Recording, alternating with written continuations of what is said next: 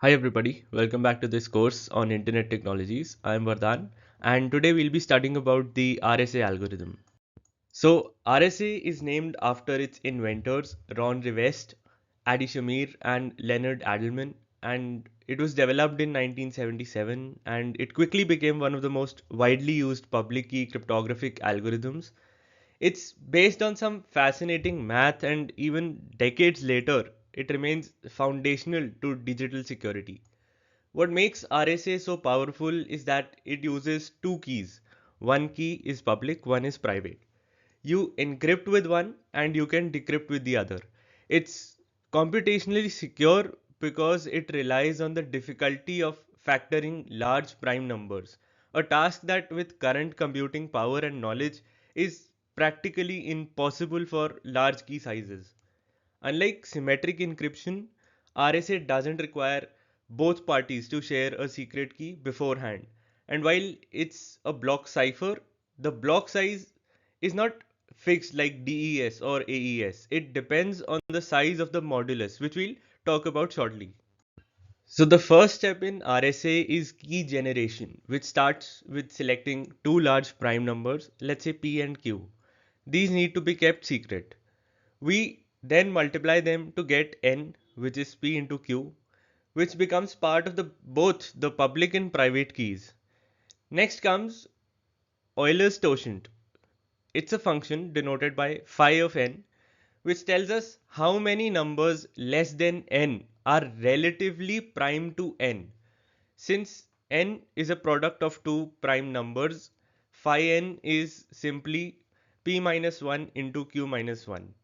Then we pick an integer e. It's the encryption exponent. This number must be relatively prime to phi of n, meaning their GCD should be 1. A commonly used value for e is 65,537 because it's a prime and computationally efficient number. Now, to get the decryption exponent d, we compute the modular inverse of E modulo phi n. In simpler terms, d is the number such that d into E is mod of phi n. This means multiplying d and E gives 1 when divided by phi of n. We now have our key pair, public key E and n, and private key d and n. Now to encrypt a message using RSA, we must first convert it into a number M. That's typically done by converting the binary or ASCII representation of a block of the text. The key rule is that M must be less than N. If the message is too long, it's split into smaller blocks. But M has to be less than N. Once we have M, encryption is done using the recipient's public key C equal m to the power e mod n. You raise m to the power e and take the remainder when divided by n. This produces the ciphertext C.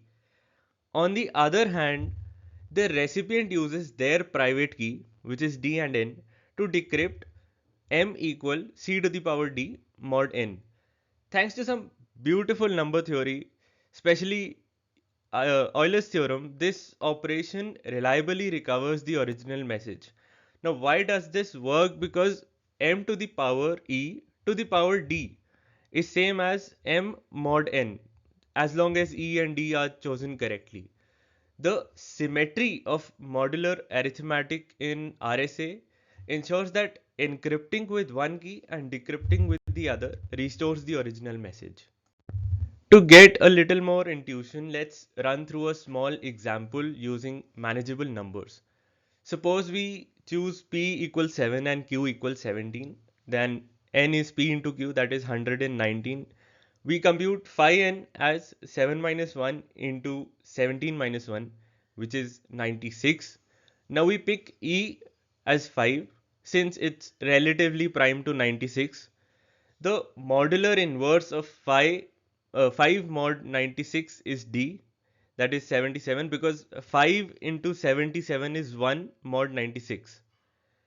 Let's say our message m is 10, and to encrypt it, c is 10 to the power of 5 mod 119. which becomes 40. Now to decrypt the message is 40 to the power 77 mod 119, which returns us back to 10, the original message.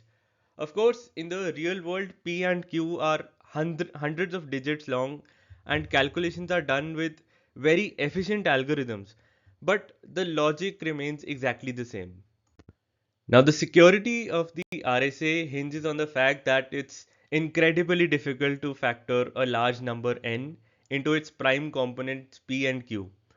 For example, for small n, that's easy, you just saw. But as soon as we go up to 1024 or 2048 bits, n becomes several hundred digits long. At that size, factorizing would take centuries on today's best machines. That's because there's no known polynomial time algorithm for factoring large composite numbers.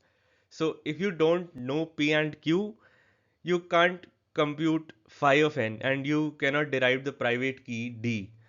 However, this security also comes at a cost. Raising number to large powers modulo n is computationally very expensive, especially when dealing with very long messages or high traffic. That's why RSA is often used just to exchange a symmetric key, after which faster symmetric encryption like AES can take over. RSA is not the only way to share a secret key securely. Next, we'll explore Diffie-Hellman exchange. That's a clever technique for establishing a shared secret without sharing the key itself. So, thank you for joining in, and I'll see you next time.